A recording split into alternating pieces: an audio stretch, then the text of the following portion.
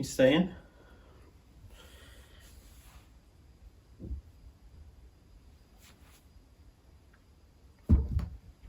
Hello, we're back, and I'm not sat in front of the horrible green couch that came with the flat. I'm on the other side of the room, and this is part of my collection. So let me know if you like this as a background. Let me know in the comments if it's okay or if it's too busy. But yeah, I thought I'd try it from here this time, and I just want a quick update on 3 TV series that I've been watching recently that I think you should check out. So let's have a look.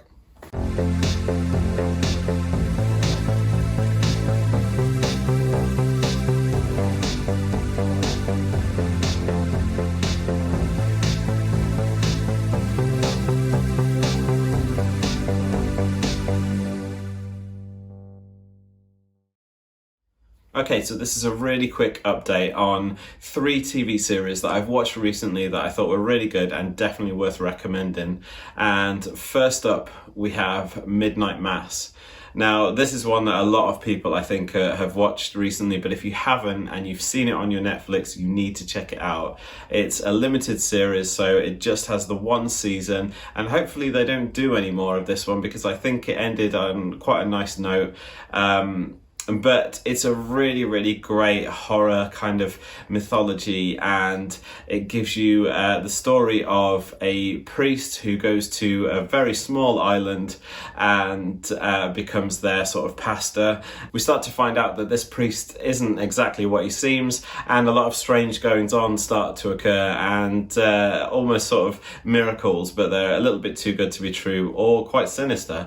I have to say, I really, really enjoyed this. It's quite a slow one, and it is more of a sort of character-based kind of series at the beginning. A lot of people found it quite wordy. There's a lot of dialogue, there's a lot of speeches, there's a lot of monologues, but I found that quite a lot of them were just really beautifully written and quite refreshing, actually. I thought it was quite nice that a TV series just let itself breathe. There are some great horror bits in this as well. I've got to say that there's one episode in particular that actually made me jump, and that doesn't happen very often. I'm usually pretty good with jump scares, but yeah, that did surprise me. As usual, I don't want to say too much. I don't want to go into too much spoiler territory, but I just want to say, if you have the chance to watch this, or if you haven't watched it yet, you need to sit down and watch it over the winter months because it's really great. It's only short, it's on Netflix, and yeah, Midnight Mass, I've really enjoyed it.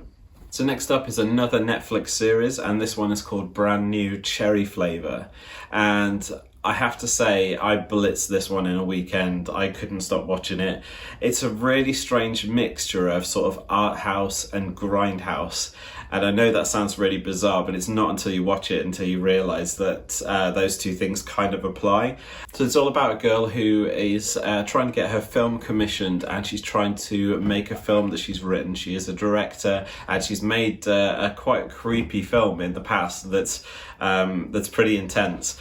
And she goes to a film producer to try and get this film made. The film producer kind of takes advantage of her, so trigger warning, there is some sexual assault in this, I think it's the first episode, but after that she vows that she's going to get revenge on this guy, and turns to a witch to do so, and to do the curse that is required to take revenge on this guy. She has to go through lots of different really crazy kind of trials, and lots of strange things start to happen to her.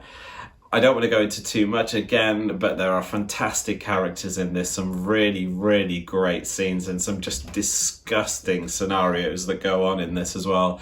You won't believe it until you watch it, basically. But again, this one is called a limited series on Netflix. I hope that this one comes back. I hope that there is more, just because I think that the way that it left at the end, there is room and scope for a little bit more story. Yeah, if you haven't seen Brand New Cherry Flavour yet, check it out. It's quite a ride, and it's a really, really strange one that you'll end up recommending to lots of people, I guess, as I'm doing now.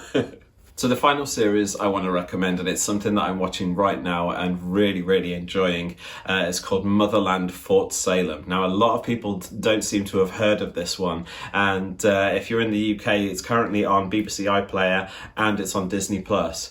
So you've got no excuse not to catch up on this one. But this one is all about a sort of legacy of witches, and these witches all have really powerful voices and different powers that come with their legacy, and basically they are all inducted into the army and they're all training to become soldiers, witch soldiers basically.